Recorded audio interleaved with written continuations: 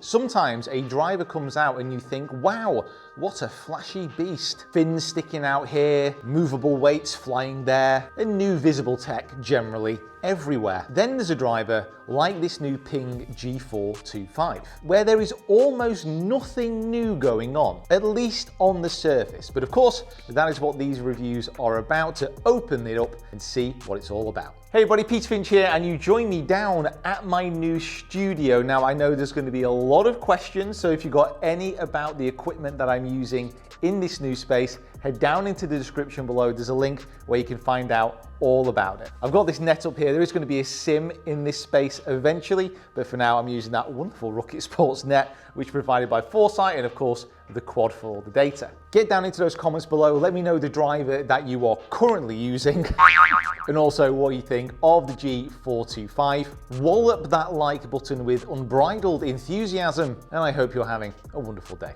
So these PING drivers come in a G425 Max, an LST, the one I'm going to be using mostly today, and a SFT. The Max is for your everyday golfer. It has a more rounded shape and is a 460cc head. The SFT is more for your slicer or your exaggerated fader, someone who hits it right or left, if you're a left-hander. Now in this test, I'm going to be focusing on the LST because that's the one which is most based around my game. I need something which launches relatively high and spins quite low. Ping say that the LST is going to be spinning about 500 to 700 revs per minute slower than the Max. I actually did a little bit of pre-testing of this club and found there wasn't a massive amount of difference. The spec of the driver I'm using is at 9 degrees, but I'm going to crank that down to 7.5. The head on the LST is a 445cc, and it's got a 65 gram tensite orange shaft in there in a X-Flex. Now the weight in the back of the LST is 17 grams. That's compared to the 26 grams which is in the Max model. Ping say this allows engineers to move weight within the club head a little bit further forward to reduce the overall backspin. Again, if you want forgiveness, the LST is probably not going to be the best club for you. Now price-wise, these drivers are going to be pretty standard for what is coming out there at the moment, but let's check them out and let's see if they're going to be worth the cash. So first impressions of the G425 is that it's nothing really different here. You know, we've seen a lot of what is going on in this PING driver before on previous iterations of PING drivers. And every time a company sends products out to be tested, they always include press releases and a real breakdown of what each club involves. Now with this PING driver, their strapline is from good to great. And what they're saying is they've refined all of their different pieces of technology and really honed them down to produce what they say is their ultimate performing golf club. Now there's nothing wrong with that. In fact, it's actually quite nice. It's refreshing in an honest kind of way. But what it also means is that when you compare it to some other clubs that come out, there's less to sink your teeth into. You know, there isn't that big fin, say, that was on the sim. You know, there's not the structure of the face of a Callaway driver. There's a lot less visible new technology which is going on here. Now, I'm not saying there's anything wrong with that at all, and I know before I hit, this driver's going to be good. It's a PING driver. It just makes that story a little bit less interesting than some of the other models which are coming out. From the top, it's got the turbulators which help airflow, makes the club go through the air a little bit faster, and being slightly smaller at 445, that should aid this as well. The Dragonfly technology on the top of the club, that remains the same. So Ping are in the minority of manufacturers that haven't switched to a carbon construction, at least in some shape or form. They've stuck with the rigidity of titanium. The Dragonfly technology basically strips unnecessary weight out of the crown with a structured design, much like a Dragonfly wing. It's got the forged face, and I expect this to be a good sounding and feeling driver. But apart from that, there's nothing really new to report. Slightly different color scheme, black and gray. That's about it. So for the testing, I'm going to be using the Vice Pro Plus. I'm just going to hit a few to get myself loosened up and some general first impressions here. And that is the first drive that I've hit in the new studio. And that came out very, very low. And the reason it came out low is that I hit it so far off the bottom of the club face. We'll call that a stinger drive. Oh, it's a bit more like it.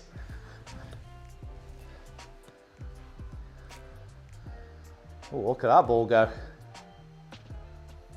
Right, now that 328 yards, that is the second drive I've hit in the new studio, but also that's only the third drive I've hit today. I'll tell you what, it feels really good. It feels solid, very, very solid indeed.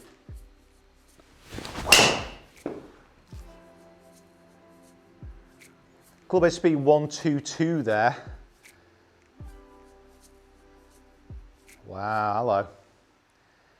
We're off and running here.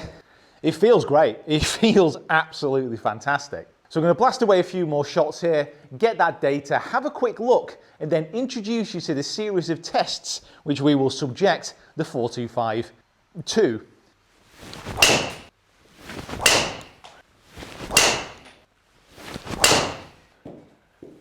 Oh, that feel. Oh, look at that ball go. Look how straight that is.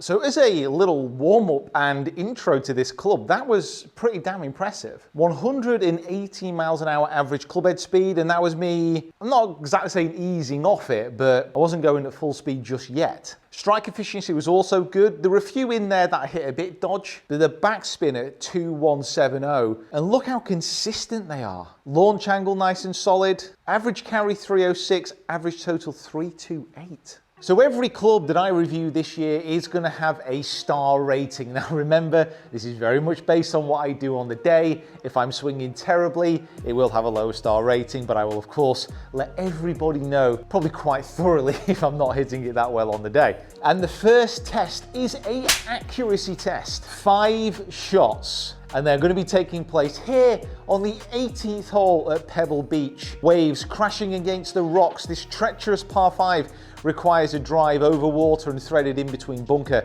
and a very famous tree that Tiger hit an amazing shot from underneath. Now for the accuracy test, to just ensure I'm not steering it too much, minimum club head speed of 110 miles an hour. Anything less than that is an automatic no star. So over 110, here we go. 18th at Pebble. Come on. Same as you've been doing. Oh, draw back, draw back. Oh, that's going to be 1 out of 1, baby. Oh, that is, pitched it on centre line. Actually pitched it on centre line. It wasn't an amazing strike. It's like the same shot. Travel, travel, travel, travel, travel, travel, travel. Stick. Oh, 2 out of 2. 113 club head speed. Just a little bit high and toey, but again, it just shows that level of forgiveness, even in this LST, is very high. Let's get a decent strike on this one. Come on. That's probably the best strike, but I've cut that. Oh no. I should have high-toed it again. Ah. Damn. Need to remember to sort my new background out. Oh, I've struck that. Oh, fly though, fly. No, no, no. Ah. Oh, I hung back on it a little bit as well. Ah, it's just stayed on my back foot. Oh, that's in a watery grave as well. Oh. 2 out of 5. So the next marking criteria is longest drive. I'm going to be doing it here, of course, at the 18th at St Andrews. A nice wide fairway. So for the distance measurement, this has to be over 115 miles an hour club head speed. Just want to be getting over 300 yards. But I'm also going to be doing some more driver testing with this and with everything else that I'm hitting this year and forming a power ranking. More information coming about that in probably a few weeks. Right, wide open fairway. Green 350 yards away. Oh, that is staying out right. Oh my goodness me, don't go on the road. Nice, carried over 300. Oh, that felt pretty decent. Go, go, go, go, go, go, go. Yeah, carry over 300 again, well over 300. Speed 121, smash factor 146, better strike. So the spin there just climbed again a touch, just to 2.7. Oh, a little bit toey, it's going to be a bit left. A little bit left. Oh, don't go out of bounds. Oh, we're okay. So carry 301 again, so 3 out of 5, 175 ball speed. Club head speed up at 122. Last 2 shots. Let's try and really crank this up. Oh, that is an absolute bullet ball, that one. Go on, get on the first tee. Oh, that is up near the green. Yeah, that was much, much better. So with that shot, that was so much more kind of up, and there's this spot just here on a PING driver, just slightly high towards the toe. No spin. Oh, you know what? It's probably the, it was just a little bit low. Go on, carry, carry, carry. Carry, no, 297. So 4 out of 5, but that was a little bit low on the face. Yeah, backspin at 3.2. Now to put that in perspective, ball speed, 178, club head speed 123, just a little bit low out of face, which caused that little bit more of backspin and just stopped it from carrying that 300 yards. So 4 out of 5, not too bad at all. So pretty solid there. I mean, my club head speed up at 121 on average. Efficiency of strike, 145, so very, very good there. Efficiency of strike measures the club head speed versus the ball speed. If you're getting up at 1.5, certainly on the quad, that is a pure strike. Ball speed's there, very, very handy, up at 175.5 average. Backspin again increased a little bit, apart from that 1640, which I really found that low spin point. Remember, backspin's an interesting thing because many amateurs would actually benefit from more backspin. Don't just think the low spin is the answer to longer drives. The fact is that a lot of amateurs would benefit from that ball staying in the air for longer. But 4 out of 5 stars for that, pretty solid. So back at home, just going to do the final scores here. I was going to do it in the studio, but I thought I need a change of scenery, but that is a complete lie. I forgot to auto focus. So when I'm marking these clubs, it's out of 10 categories and again, it's very much based on my preferences with a few inputs from the data. And as mentioned, all the clubs that I'm testing, they are going to be involved in other reviews throughout the year. So first category on looks, I'm going to give the PING 3 out of 5. I like how they combine simplicity with the technology. I've never been a huge fan of the turbulators on top of the club, but actually I think the Dragonfly technology now looks a lot better. I like the new color scheme, but from the bottom, it looks all right. It looks okay. Sound, 4 out of 5. Really, really enjoyed the sound. It was very, very solid. A little bit more metallic, if that's the best way of describing it, than the sim that I'm currently using, which has a slightly deader sound.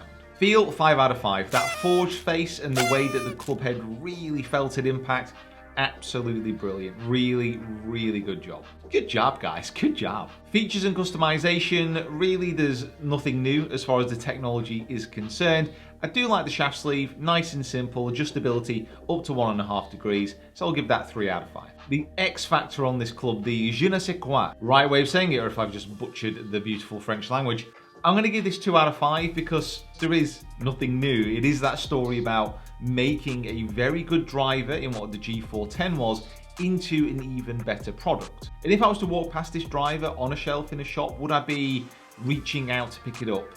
I'm not sure. Accuracy, 2 out of 5 with the test. Distance, 4 out of 5 with the test. Both of those things could change if I redid the test today. Flight, I'm going to give 4 out of 5. It is in the sim. I am going to be taking these clubs out on the course as well when I can. But I love the stability in what it looked like on the sim. And apart from the ones that I caught really massively off the toe, there weren't many misses either. Forgiveness, I'm going to give 4 out of 5. I was very, very surprised at how forgiving the LST was. The ball speed numbers off center strikes were so much higher than I thought. Value for money, I'm going to give 3 out of 5. It is a very, very good driver. There's no doubt about that. And I kind of feel that most manufacturers are bringing out drivers at around the same price point now. So for a company to really up themselves on this scale, they need to be coming in a long way under the competition. So scores in total there, 34 out of 50. And what I'll be doing throughout the year is a running total of scores. Remember, this is a new system for me, but it's also very, very subjective. And I would please recommend that if you can, to try out these clubs. And for all I know, 34 out of 50 could be an amazingly high score come the end of the year. But I just want to say a massive, massive thank you for watching. Of course, get down into those comments below. Let me know what you think. Whack that like button with the enthusiasm of a happy penguin by the side of the sea. We're all happy penguins inside. Subscribe to the channel if you haven't already, and I would love to see you down here next time. So hit that little bell icon. It gives you notifications of when all new videos are released. I will see you next time.